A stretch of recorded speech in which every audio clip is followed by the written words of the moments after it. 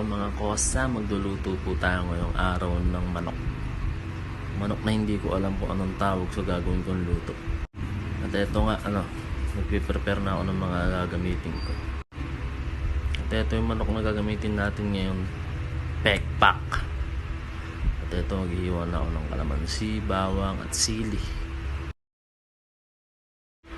At ayan, may mekos-mekos lang natin yan. Insan, bagkayari natin mahiwa lahat. Papakuluan na lang natin yan ngayon. Papalambutin lang natin ng mangga kasi piprito pa naman natin yan.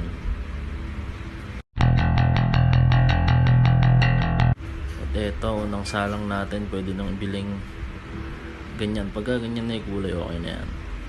At eto na nga, nabiling na natin yan. Malapit na, unang salang pa lang yan. At ayan nga, ang finished product natin mga kosa. Apurahan lang, apurahan.